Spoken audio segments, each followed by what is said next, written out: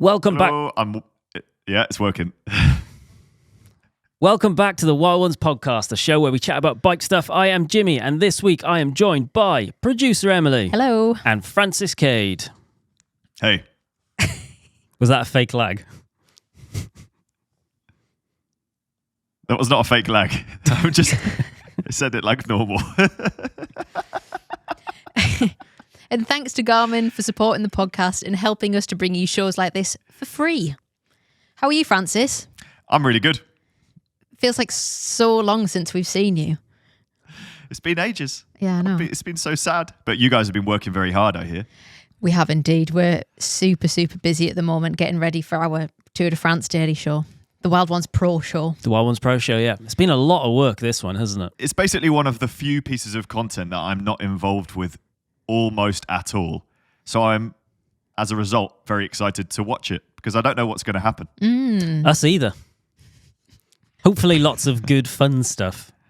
I think the fact that you don't know what's going to happen is what makes it so terrifying, because you're basically creating a show from scratch on the fly, which, I mean, you know, which we kind of do every week anyway, but I get a day to sort of source all the stories. We have time to go through it, and it's slow. So we're taking that week's worth of process and condensing it into one day. But we've done some pre-work, done some pre-recorded bits and stuff like that to kind of like zhuzh it up a little bit. But you never know what's going to happen. We'll just have to wait and see. Yep. And just to, I guess, remind people or anyone that hasn't heard, we have spent a lot of time doing a deal with ASO so that we can bring some daily highlights of the actual race itself to our show, which is going to be amazing. And of course, we have a professional journalist, expert in pro cycling, to help us fill in the gaps as well. We do, as yet undisclosed, but you will, if you watch, you'll find out. I was here until 11:30 p.m. on Friday doing some pre-editing for the second show. We're doing some sort of like some deep dives backwards. So yeah, because of that, we're still doing a lot of stuff. And because of that, it might be a slightly shorter episode this week, just to take a little bit of the pressure off, because we've still got to edit. We've got a couple of days left, and then we want a day. We're giving ourselves a cheeky day off, ready for the weekend, and then an 8-day stint, 1 day off, and then, you know, whatever. And then we're through until August. No, I think there's one other day. We get 2 rest days. Two days off until August. Yeah.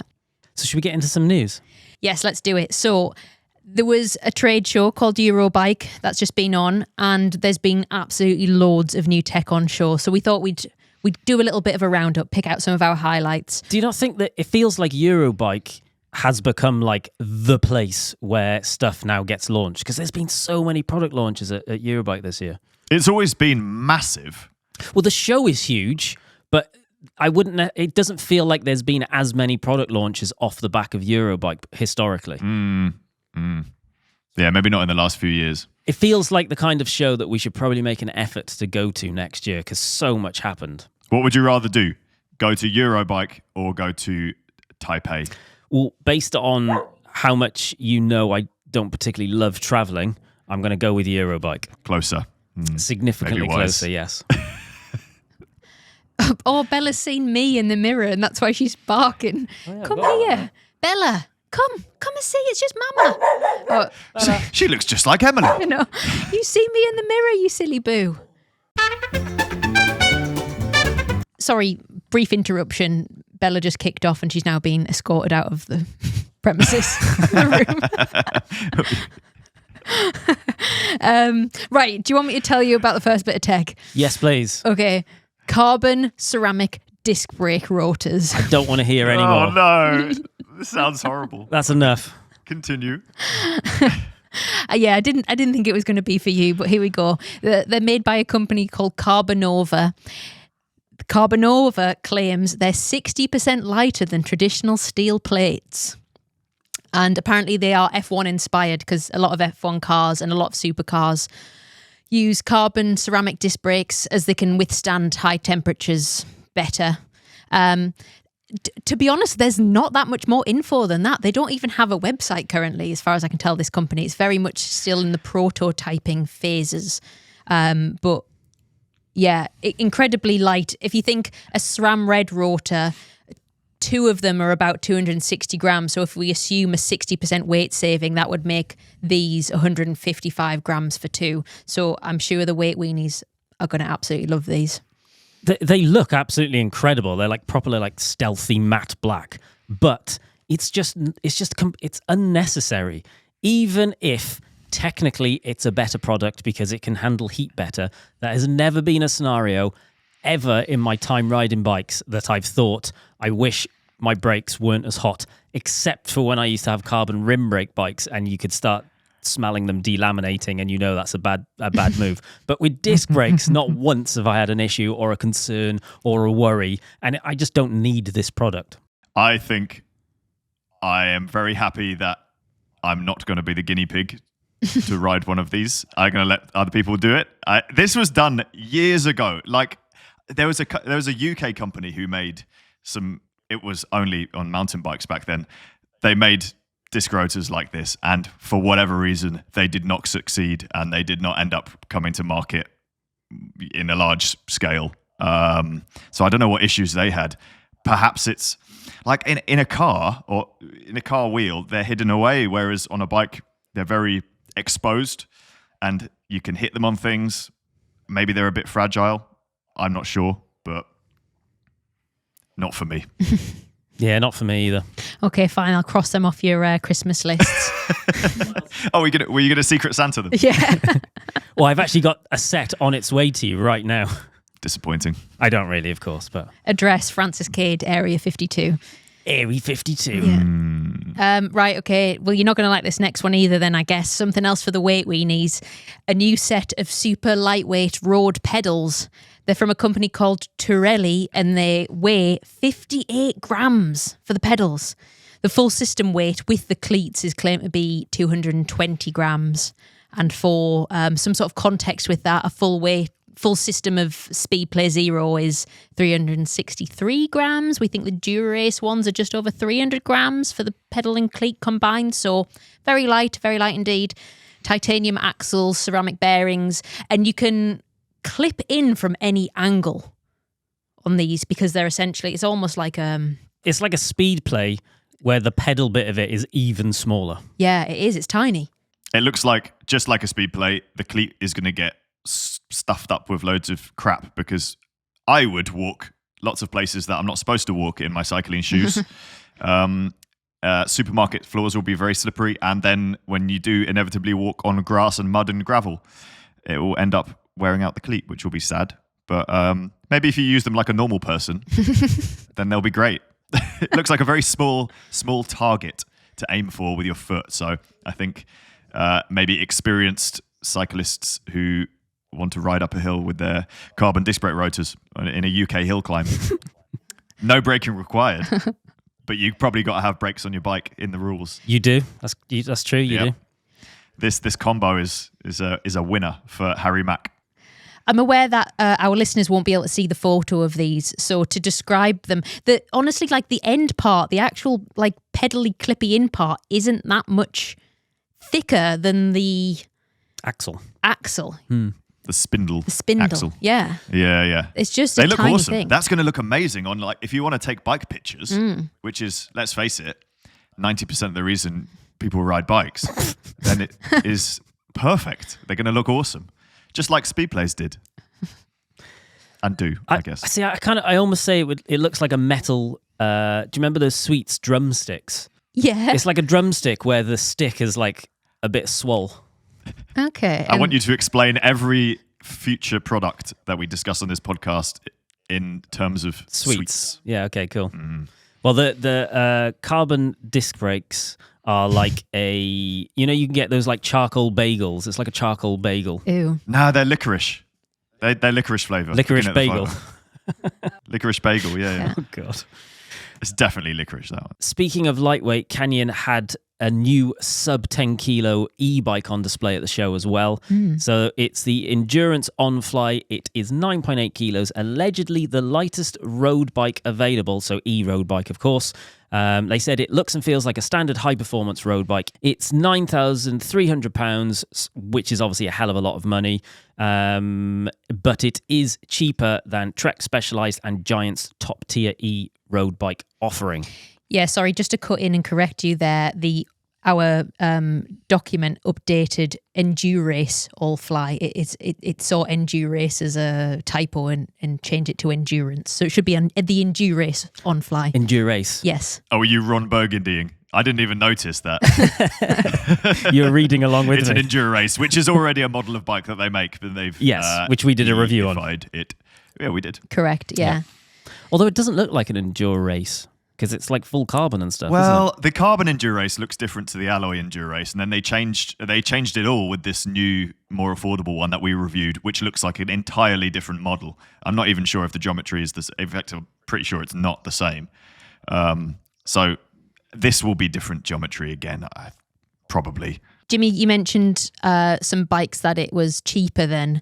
I also found the Scott Addict RC E-Ride Ultimate, which is it's 800 grams heavier, but for that 800 grams more, you're saving 1,100 Great British pounds. So, that's just to give you some sort of comparison in the range of it. We're talking a lot about weight in this episode, and I'm not completely comfortable with it. However...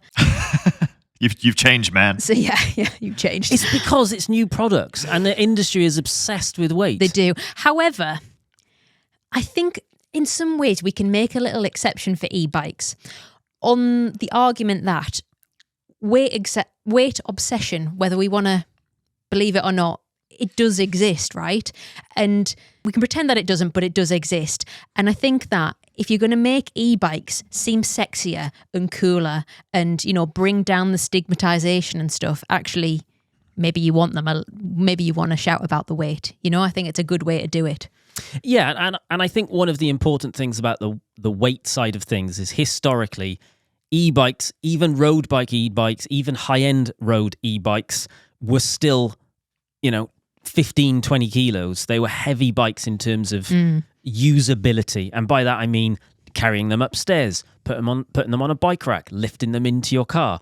And if you think of the typical person or the early adopters of e-bikes, the chances are they're getting it because they want to improve their mobility, and therefore lugging a 20 kilo bike around is going to be challenging. Possibly. I was thinking exactly that, yeah. Yeah, my dad had one, I think it was like 36 kilos. I say had, he still has it. He's not riding it as much. It's a brute. It's an absolute brute. Crazy, yeah. Especially around us, the hills. But yeah, I think we will let the weight on that one slide on the merit that it's good to see more e-bike options. It's an incredibly expensive option, but for 12.1 kilos, you can get a £4,000 one, which is still expensive, but half the price. There was actually a point that they were going to send us this bike, but it didn't end up happening. We ran out of time ultimately. But I think e-bikes are amazing, and I would love us to do some videos on e-bikes. It just hasn't worked yet. Do you know what the conclusion of every single e-bike related video that we make will be? Buy one because they're amazing. Buy one because they're amazing, but none of them go fast enough in England. Oh, well, the regulation's a whole different thing. Go to the USA because the speed limit is 45 kilometers an hour and not 24 kilometers an hour. Yeah. So they're actually usable out in the US, whereas in the UK, it's not quick enough. And I think 45 kilometers an hour is a bit excessive. It just needs to be 5 or 10k an hour more than the UK limits, because it doesn't let you go fast enough up climbs and in situations on the road where you would want to be faster, because it helps you feel safer. You don't really want to be crawling up climbs. So. That actually sounds to me that it isn't about speed, and it's actually about the power that's available at certain times. Because I guess one of the issues with e-bikes is you use an e-bike, a UK regulated e-bike on a climb, and there is insufficient power to actually ride it at a reasonable speed. And I think that's the bit you're on about, isn't it? I would still like it to go faster, because you end up topping it. You end up being able to pedal quicker than the motor allows. So you're just riding a heavy bike, which makes it pointless. But not on a climb, surely. Yeah. Well, it depends how steep the climb is, but yeah. Well, I think you're too fit for an e-bike, is what you're telling everyone. No, I want to be an average fitness person, but have the the strength of Pikachu. Don't we all? I want a bike that allows me to do that and just be, it's like God mode everywhere. Yeah.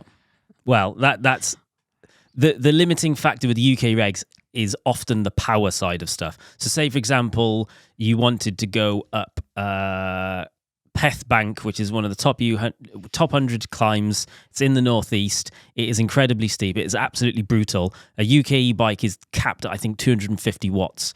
So if you were doing 50 watts, you're getting 300 watts, which on an absolutely brutal climb is actually going to be very, very, very, very slow. Whereas if it can give you 500 watts, then it means anyone is going to be able to get up that climb and not fall off. Yeah, these bikes that we're looking at are actually a lot less powerful than like the e-mountain bikes that I've ridden before. It's like less torque. Is that the right term? I suppose. But I think just the speed adjustment would make me happier. I've just realised that's obviously one of the other main reasons for e-bikes coming down in weight. The battery will last longer. You will get better bang for the power that's the regulation, essentially. Bringing the weight down of the bike does make it a better product as well. Mm-hmm. Mm-hmm. It's just a shame it's so expensive to get those few extra grams, but it will change. It will, and yeah. the fact we're seeing it every couple of years, it's making huge leaps and bounds in the technology. So it's exciting. Yeah, definitely. Did you see Giant's new bike? Wait, is this a Giant bike or is it a bike that will fit you? This is a Giant kids bike. The brand Giant, so it is in fact a small or even normal size kids bike. Okay, so not a giant bike, a bike that will fit. So it is a bike that will fit you rather than being a giant bike. It might not quite fit me, but I would still ride it and enjoy it. Okay, cool. So tell us about it, Francis. It's aimed at children aged 7 to 12. So yeah, I'm just outside, almost there. Designed to be close to an adult's bike as possible. It comes in Giant and Liv branding, and their pitch is, Giant has developed the new Seek from the ground up as a high-performance road bike designed with the frame, fork, saddle, and every accompanying component to be correctly sized for kids in the 130 to 150 centimetre height range, aka 4'3" to 4'11", while maintaining the high-performance standards and materials that go into Giant's adult road bikes. I want one. This is what I find quite odd about it, is that it's a bike for small people. It isn't a kid's bike. Like, this could be serving so many adults, yet by calling it a kid's bike, it kind of alienates people from then using it, or even they don't see it as an option. It's wild that they clearly know that there are large categories of people that are not serviced by the bike industry very well, because they created a brand for women specific, called Liv. But then none of the bikes in the Liv range really go small enough, and none of the components are the right size. But then they make this. So either they just don't know what they're doing. That's the conclusion. They as in the bike industry. Giant, but Giant is a big portion of the bike industry. True. So. True. A giant portion, some would say. I will caveat and say, last time I said this about Liv, we did have some emails from people saying that they had Liv bikes and actually they found they were really good. I haven't been able to see one from the geometry charts, which I think would work for me. But I mean, I don't know, each to their own on that. But it looks like just a... It's got a very sloped top tube, of course. It looks little, but it looks cool. 650B wheels, 32mm bars, 130mm cranks. You were saying that the shifters are smaller as well, though. They're smaller, yeah. They're designed for small hands, which is really cool and a thing that should be on other bikes. If it could just be a tiny bit bigger... Now you want a bigger bike? Yeah. No, but this is the thing. I guarantee you that they're saying that this is for 130 to 150, and I bet it isn't. I bet it's actually for people that are your height. 5 foot, just around 5 foot. Yeah. Should we order one in and do a review on it? But you've already complained about 650B wheels. You want 700s, I know. Maybe we'll end up getting our hands on one because my friend Giles, who I ride with all the time, he has achondroplasia, a form of dwarfism, and he has a custom-made, we featured it on the channel before, he bought a custom Sato, beautiful Italian bike. It's 700c wheels, but it's designed with the right geometry for him, and it is very, very small. He doesn't have a spare bike, and that bike's very expensive. So when it's in the shop being repaired or being serviced, he's completely without a bike, and suddenly there's now an option, despite having 650B wheels, which is not his preference, because it does limit you with tire choice and that kind of thing, and he won't be able to use his existing wheels on it. It's still the first option out there that's like, oh, this is actually a good bike off the peg, and might be an option. So I secretly want him to get it so we can tinker with it and see what it's like. There's loads of cool stuff on it, like the group set TRP is the same group set, but it doesn't have these features on this bike, but they built it around the classified hub. So there's a internal, essentially like an internal front mech that goes in your rear hub. That was a separate system and has now been integrated, and they've done a collaboration with them. So the TRP levers operate the classified hub and your normal cassette as well, like the normal derailleur. So that's a cool system. I want to get my hands on that too. So the one you're talking about is the Seek 1, which is the higher spec model, £2,500 RRP. The Seek 2 RRP, £1,400. According to the spec sheet,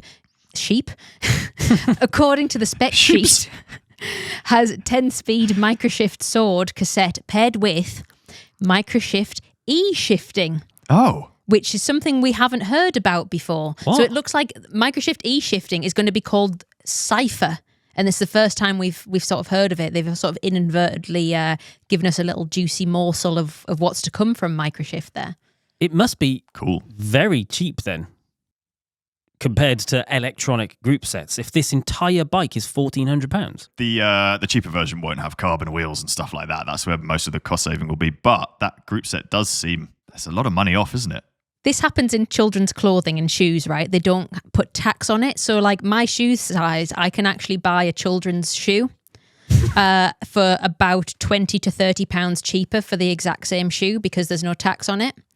I don't know if that's what's happening here, but maybe the kids' bike is cheaper because there's no tax. I don't know. So I guess the roundup on this one is that clearly they can make smaller bikes, so it would be nice to see some smaller bikes. Yeah, they can do it, so why don't they? That's what annoys me about it. It's like, there's even the components. You can make a bike with a small crank. I think there's reduced VAT. The internet very quickly looks like there's reduced VAT on kids' bikes. So this is what me and the smaller people need to be doing. Maybe your wife as well. She's a shorty as well. We can't find bikes for her. Yeah, start getting the kids models.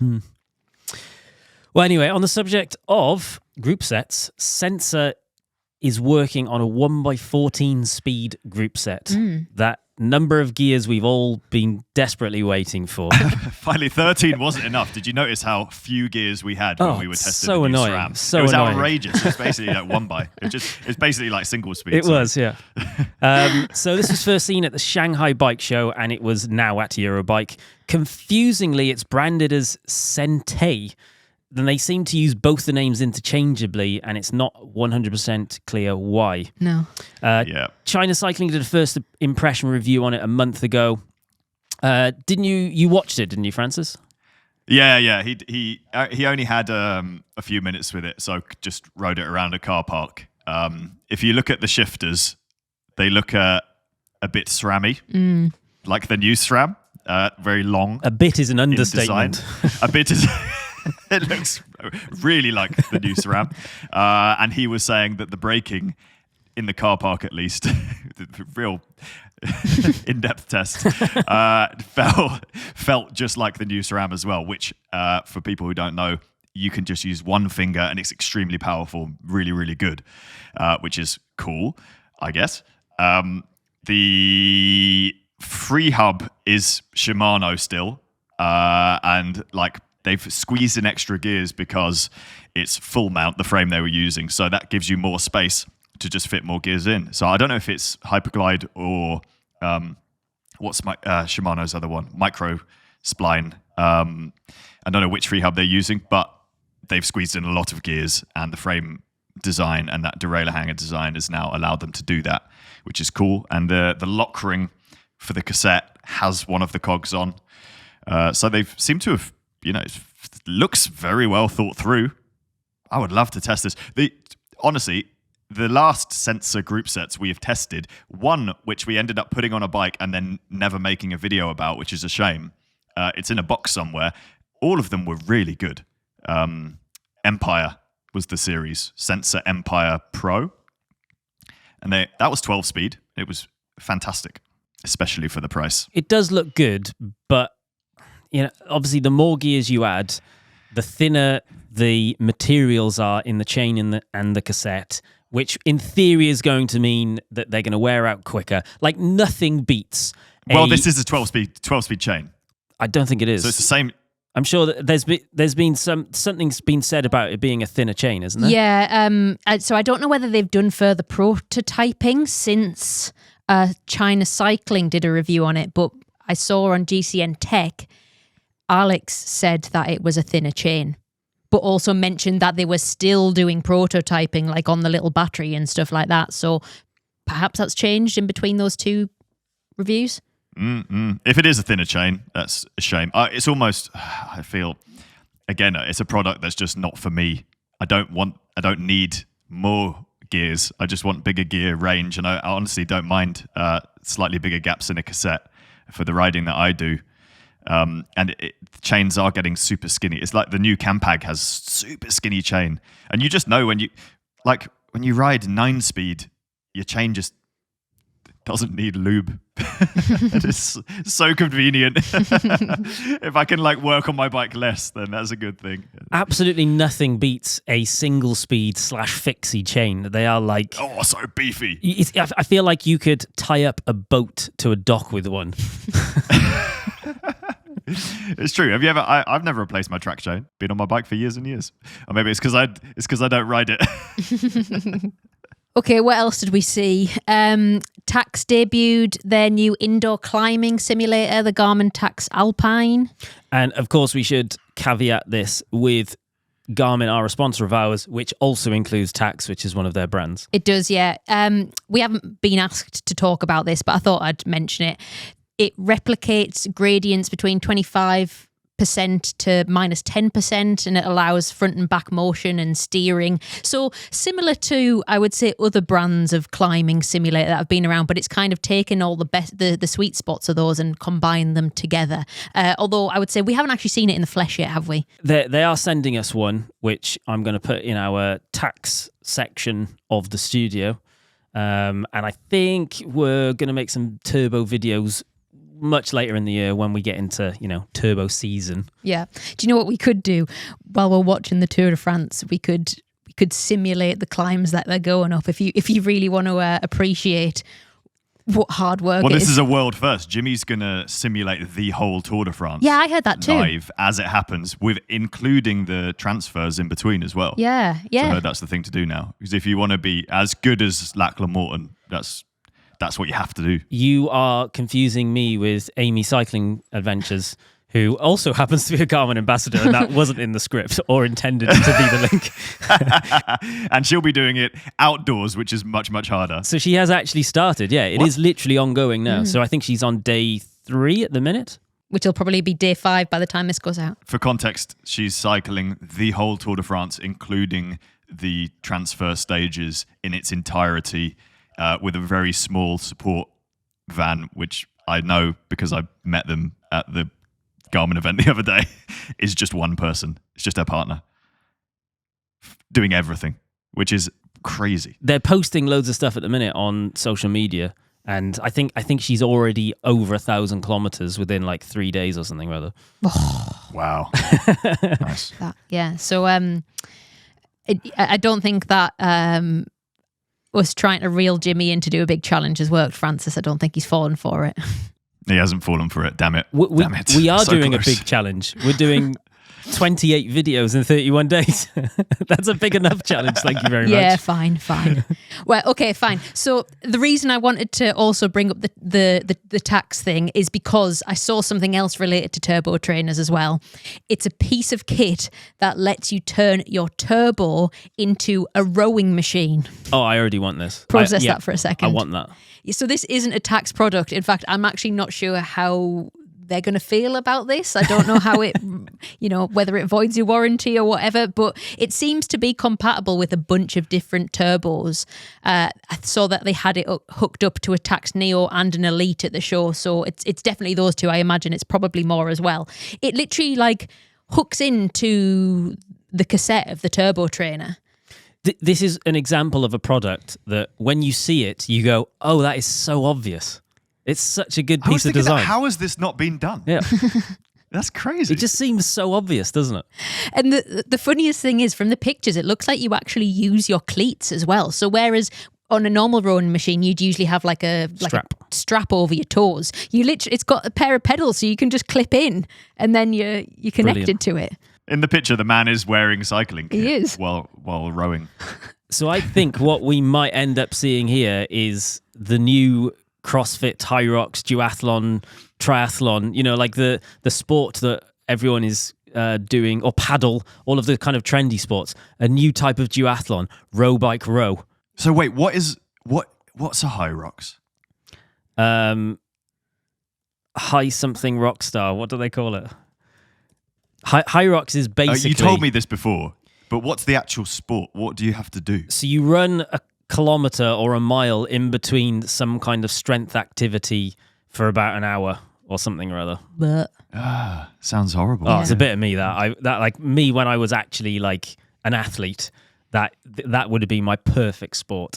Doing something strength training and then running as fast as I can for a mile, then doing some strength stuff, then running as fast as I can for a mile. Oh, I'd have loved that. What does it stand for? High functioning rock star. Yeah, that's you. Emily's just typing. She's left the room. sorry, I was just adding some notes to later on. You guys can fill. Come on. Oh, quick, Phil. We can write a song quickly. I just want to know what Hyrox stands for. High rocks. I don't know if it does. What does it stand for? No, it stands for something absolutely horrible. It's real cringe. Hybrid rock star.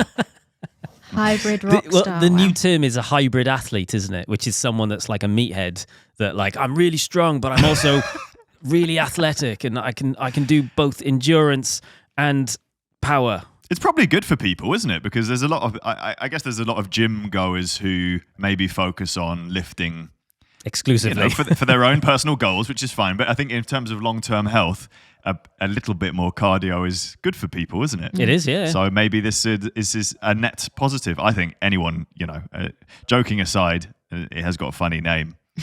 Anything that means people do more exercise generally, unless it's too much and unhealthy, Jimmy, is a good thing. Oh, you sound like Mr. Demotivator. Yeah, so it's rubbing off on me.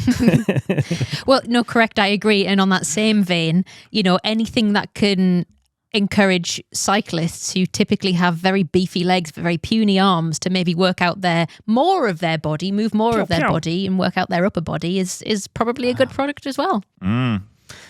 Rowing is massively underrated as a form of cardiovascular and strength training. It is a full body workout, and actually a lot of power.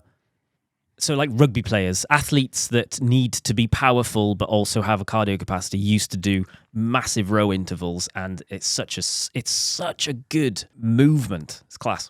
Thinking about the movement itself, it seems like, this is a guess, that it is a low impact exercise in the same way cycling is, and it's not going to be destructive in the way running perhaps is for people. So maybe that's a reason why rugby players use it as cardio, because it's not going to be mashing up their legs, which are already slightly damaged from the sport they do. Is that all that turning, isn't it? Like running and then changing direction is bad, can cause issues. So it's technique is everything with rowing. So you can knacker yourself rowing, and it is a strength activity, or can be a strength activity. It's just such a good all body activity, and this is the beauty of it. It's like going up a climb. If you go up a climb in a really, really hard gear, it's different to going up a climb in a really, really easy gear. And the same thing applies to rowing. You can lower the resistance and make it more cardio, or you increase the resistance and make it more power and strength. It's just such a good activity. And yes, it's astronomically expensive. What was it, like €600 or something or other on the pre-order, I think it is. So yes, it's very, very expensive, but it's just cool to see. Plus the turbo, but I suppose if you already have one. But then I think like a Concept 2 rowing machine, which was like the one that everyone wanted and is in gyms all over the world. They're about $2,500 just for the rowing machine. And it probably doesn't link to Zwift. Well, I guess this tech would this. Yeah, actually, yeah, this would, wouldn't it? Because it would Yeah, give you a power. You'd be on a readout. bike, but you could, yeah. But surely you'd be going forward, stop, forward, stop, forward. Yeah, you would surge. You would surge. Lastly, there's a new airbag for cyclists, just what we wanted, called the Air Ding. Not to be confused with the Hov Ding. The Air Ding, or the Maze Air Ding Compact Air Ride, to give it its official government name, essentially fits on your back like a backpack. It's then designed to inflate on impact. And unlike the Hov Ding, which had to be replaced once it was deployed, the Air Ding is reusable. The downside, it weighs almost 1 kilogram and it costs £600. Oh, geez. Oh, 1 kilogram on your back. Can you put anything else in the bag, or is it just the like? No, it's literally just that. Oh yeah, 'cause Kilogram's not too bad on your back, is it? For ultimate safety. No, I have a rule. I don't carry things. I've noticed that. Yeah. I've noticed that. That's why I have a Jimmy Jimmy. carries all the bags. Yeah. But to be fair, like I do have my spine is incredibly wonky. I have scoliosis, so I just, if I'm carrying it, it's actually 1 kilo just on my right shoulder. So I just try not to do it. think though, if you wore the not Hovding, what's it called? What was it called again? Airding. If you wore the Airding and then jumped on the floor and deployed it, it might cure your scoliosis. Just knock you back Have into you thought like about level. just carrying something on the other side, Emily, for ages? Well, that would make it go down. Well, on the higher side. No, Yeah. that's what already Yeah, the higher happens, and side, it doesn't work. It just hurts, unfortunately. You got to go through the pain. So you go through the pain. Is this like discrimination? Yeah, I'm putting in a complaint to HR. I feel like this is not appropriate. which is also me, and I say you're both fired. Oh, shit. Damn it. I thought I was HR. We all do a little bit of HR, where whoever's the most appropriate person to ask. And this is Emily's complaint, so she can deal with it. Fine. Okay, well, back to this Battle of the Dings. Ding versus ding. So Hovding, right? They had gone bankrupt as of the end of 2023, but I actually think they are back now because they went quiet on their social for a grand total of 550 days, but their Instagram suddenly came. I didn't count. I saw it online, but their Instagram suddenly came back to life, and their latest post is a new beginning. It's not a helmet, it's an airbag, and it's coming back. So it really is Battle of the Dings now. Excellent. Let's get them and then joust by running at each other with our heads pointing forwards to see which one wins. Yeah. Do you think that Airding should have used the fact that Hovding went bankrupt by clearly not selling enough airbag helmets to maybe not start a product? Well, so that isn't actually the reason that they went bankrupt. The reason they went bankrupt is Sweden's consumer watchdog ordered a product recall and told them to stop selling them, right? They then appealed that decision and won. However, they basically said, you know, the damage was already done by that point, basically, to the business and the reputation, so they had to go under. So I would say just don't get caught up in any consumer watchdog scandals. Airding, if you're listening to this, and you might be on the front foot there. Do you mean Hovding? No, Airding. Airding. This is business advice to Airding as they embark on their new venture. So in Swedish, the word ding is not a standard Swedish word. However, it's used as a loan word from German, where ding means thing, item or object. Interesting. So it just means air thing Right. and hov thing. What does hov mean? You know, this is enough about these hovs and dings. Yeah, fine. Yeah. Well, Hov is a nod to the original founder of Hovding, David Hasselhoff. Ah, yeah. Not to be confused with David Hasselhoff. Didn't he do splits between 2 trucks? No, that's Jean-Claude Van Damme. Do you remember when we said we were going to do a short podcast? Yeah, we messed it up. But there's 0 edits, Emily. So this bit, you don't have to edit. It's fine. It's fine. Just Okay. leave it all in. Okay, so right next. I think the podcast is just end. When we hit half an hour, whatever we said it would be. Okay, I'm going to talk about this next. It was not at the show, but as we're talking about tech, something we missed off from last week's show was GRX Di2 One By is now fully wireless. And this is actually a fluff up because we got an email about this about a month ago. It was an embargoed thing, and the date was the same day as we recorded last week's episode, so we could have easily put it in. And ironically, in that episode, we were explaining what an embargo meant, and then I just totally forgot to include it. Well, you were just honoured it too well. Yeah, we're the opposite of a leak, aren't we? Yeah. We're a seal. Seal. Like the animal, though, not... The singer. What do we think? I don't really care. I'm sure it's going to be good. Yeah, I was thinking exactly the same thing. Isn't it the most... It's probably the gravel group set I would buy if I was in the market, and it's, I'm sure, incredible, but boring. Yep. Let's move on, because we need to wrap this episode up. That's it. Fine. Okay. You wrap us up. Oh, I wanted to say, this is what I was typing out earlier to say now. For balance, we've talked about lots of new stuff. You don't need to buy new stuff. Just a reminder, you don't need any new stuff. Use the old stuff that you have. Yeah. I love new stuff, though.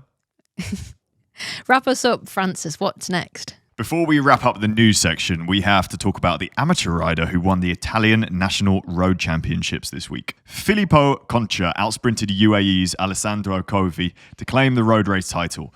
The 26-year-old spent the past 4 seasons as a pro, riding for teams like Q36.5 and Lotto Soudal, but was left out of contract for 2025 due to lack of results. So instead, he was riding for an amateur team called SWAT Club, and he smashed it. He won. That rarely happens. But I guess if he is a World Tour pro. Yeah, but he's absolutely buzzing with that result. I think clearly he raced well. There was other teammates in the pointy end of that race too. I wonder whether maybe he was just a little bit underestimated in getting into that breakaway and sort of caught some riders sleeping. Seems plausible. I wonder how many World Tour guys do the Italian National Road Race Champs. I'm guessing more than the UK one. We usually have, well, back when I did it, there would be like maybe 10 World Tour riders, and they would like absolutely gas it straight away and drop everyone. There was definitely some big names in there. Bettiol, Garner was there, although he was sick, and Jonathan Milan, who's meant to be like the big sprint hopeful for the tour. So that, you know, there were like some of the best riders in the world. Some of the best Italian riders in the world, yeah. And he beat them. This guy, they asked him like, what is he doing now? He runs a B&B. He got his boating license so he can do boat tours, and he wants to open a bike rental shop. So incredibly wholesome. This guy's great. Yeah, but I hope right now his phone is buzzing with offers. Yeah, but he's already got a plan. He doesn't want them. Someone will offer him a pro team. You go, nah, I'm all right. I'm going boating, mate. He's already had a taste of being a pro cyclist. Maybe he now can make a very educated decision on what's a better life. He can indeed. He's seen both sides. Which side of the grass is greener? He can tell us. Today's episode of the Wild Ones podcast is supported by Garmin. I've actually been using Garmin bike computers and watches for well over a decade now. Yeah, me too. I actually bought my first one in 2012. It was the Forerunner 410, and I was training for my very first triathlon at the time. And how did that go, Jimmy? Well, it would have gone great if I hadn't accidentally miscounted my bike laps and got myself DQ'd for doing one short. Rookie error. You should have used the laps function. I know. But my point is, Garmin's have been part of our lives for a long time now. So it was a bit of a full circle moment when they came on board to support the channel. And they don't just make watches and head units with bike-specific GPS mapping and performance monitoring. Nope. They also make power meters, heart rate monitors, smart bike lights that capture video and alert you when cars are approaching, Tacx indoor trainers, and so much more. So thank you to Garmin for supporting this podcast. Okay, I'm going to move on. I've got a UCI fine of the week to tell you about. UCI, fine of the week. Fine of the week. Fine of the week. Thanks, Jimmy. Well, actually, this is a pending fine, a potential fine to come, because the UCI is currently investigating the conduct of decathlon AG2R rider Dries de Bont. He admitted doing a bit of work on the front of the breakaway for EF's Richard Carapaz during the Giro in hopes of securing a contract with EF next season. That is mental. Clever. Apparently the idea had been suggested to him by one of EF's sports directors, and he was, to be honest, pretty open about the whole thing. Dries, this is. He was told reporters, I still haven't received clarity from my team whether I'll be allowed to stay in 2026, so it seemed like a good idea to market myself during the Giro. But the UCI didn't like this, so their ethics commission is currently looking into him, his conduct and the sports director's conduct, and someone might get a sanction. There might be a fine of the week. It is kind of odd, isn't it? Because you'd think at the end of, well, I guess it's to stop the richest team just paying everyone outside of their team to just work for them, and you actually have 3 teams all working for one team. Yeah. But you'd think you could just do whatever you want. If they didn't talk about it, then he was just like, I'll just ride my bike. Maybe that would have been a better stance. Oh, actually, I think they might have been on the same team. Was Cav and Bradley Wiggins both on Team Sky when Wiggins was in yellow on the Champs-Elysees and led out Cav for the sprint? I know exactly what you mean, and I think they were on different teams. I think they were on different teams, weren't they? Yeah. Because that's the same thing. But it was allowed because it... Kind of. But it wasn't... The goal was different, wasn't it? It was just a mate helping out a mate. It could have been argued. Which is why I guess this is being looked at by the Ethics Commission for a longer period of time. They're not quite sure what to do. Because it sets an example for the future, doesn't it? Are you looking that up? You checking what team Cav was on? Trying to. Oh, do you know what? I think they were the same team. I think they were, but no, they were both on Sky. And Cav was the world champ. But one of them was in the yellow jersey, so didn't, you would protect yourself. But it's probably at the front of the race is a very safe place to be. It is. So, unless you crash. Well, you could crash anywhere. Yeah. Let's do Fluff Up of the Week.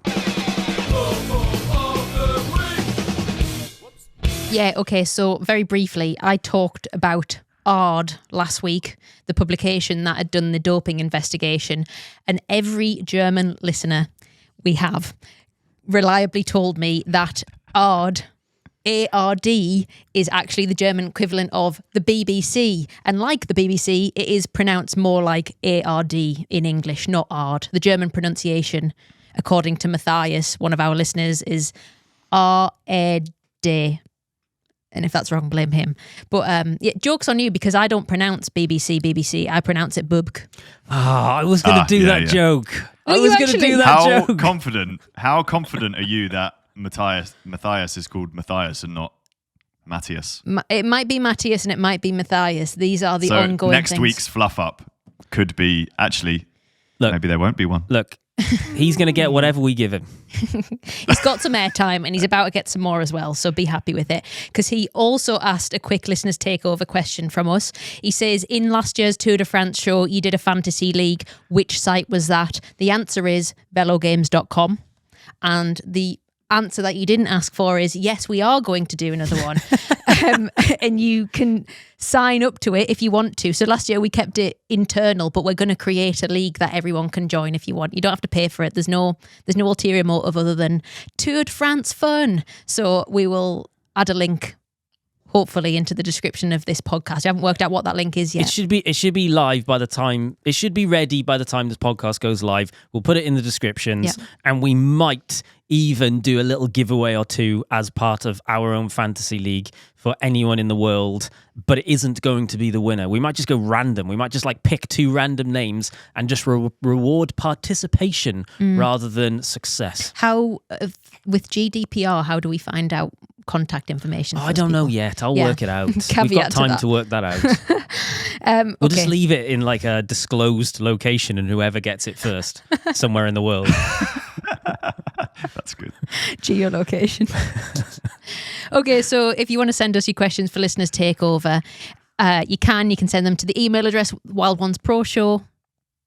That's not what the email address is, it? Wild Ones Podcast Wild Ones Podcast. at Emily CADE sent Media. me the document for yesterday's podcast and said, here's the Pro Show document. That's how much you're thinking about the Pro Show. Oh, tell me Pro Show, about it, Pro Show, man. Pro Show. My brain is absolutely wired. Can right you now. do this section and we can wrap this up, please? Yes, fine. You can send them to the email address wildonespodcast@cademedia.co.uk.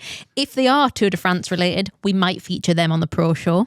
Maybe put like TDF in the subject so we can like easily identify them. Yeah, something like that. If you want to send us Tour de France unpopular opinions too, we might do a roundup in 1 or 2 shows if it's a slower day, but they have to be good and they have to be original. Because if I see unpopular opinion, pro racing is boring, or unpopular opinion, Pogacar is boring / the best, then it's going in the bin. It has to be special. Okay.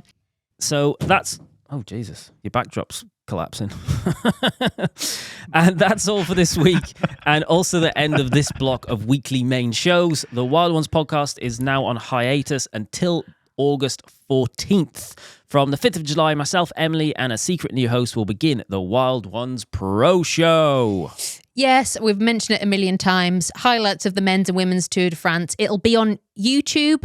If you're watching on YouTube, we will show race highlights as part of that show. If you are listening in the car, doing your housework, whatever, we will create such a visceral picture with our words that you will feel like you were there.